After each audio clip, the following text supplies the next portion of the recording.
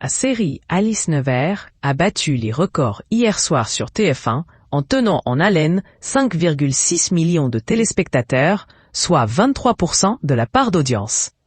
Le magazine Envoyé spécial consacré au président élu Emmanuel Macron a retenu l'attention de 2,4 millions de Français, 12,3% de PDA. France 2 se hisse ainsi en seconde position du classement.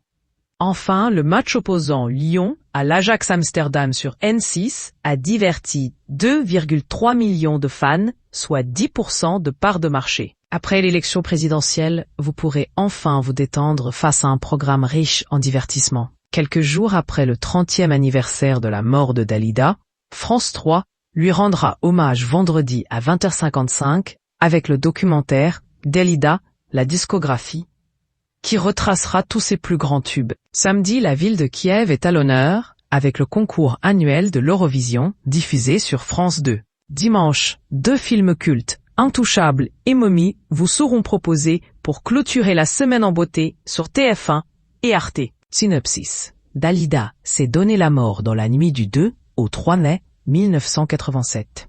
Plus qu'une vedette au succès populaire, elle s'était hissée au rang d'icône internationale tout au long d'une carrière rythmée de tubes. La plupart sont encore inscrits dans la mémoire collective. De Monday, Tuesday, à J'attendrai de Bésame Mucho à Lambeth Walk, en passant par Il faut danser reggae, Dalida savait s'illustrer dans tous les genres. Mais elle maîtrisait aussi un répertoire plus mélancolique, comme en témoigne Pour ne pas vivre seule, À ma manière, Il venait d'avoir 18 ans, ou encore Téléphonez-moi.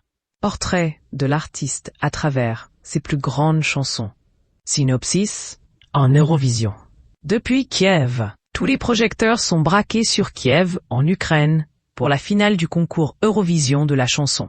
Une émission retransmise en direct dans une quarantaine de pays et suivie par plus de 200 millions de téléspectateurs. Et hôte de cette 62e édition, du fait de la victoire l'an dernier de Jamala, l'Ukraine voit sa place assurée en finale. Elle rejoint le Royaume-Uni, l'Italie, l'Allemagne, la France et l'Espagne, qualifiées d'office chaque année. Mais qui seront les 20 autres pays à franchir avec succès les demi-finales?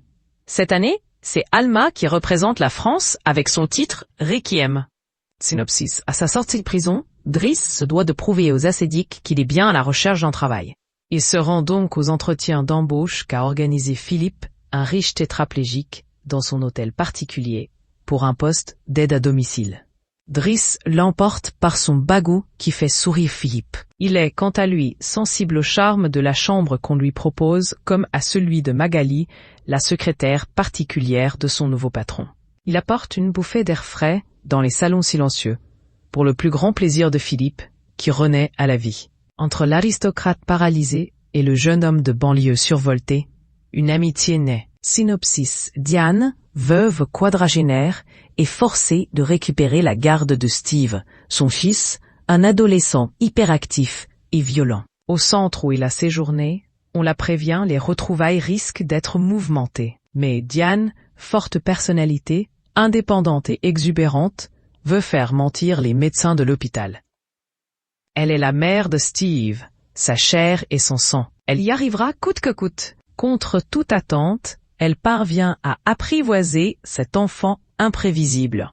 D'autant qu'elle peut compter sur l'aide inattendue d'une voisine qui l'a. Ensemble, ils trouvent un certain équilibre. Mais un équilibre très fragile.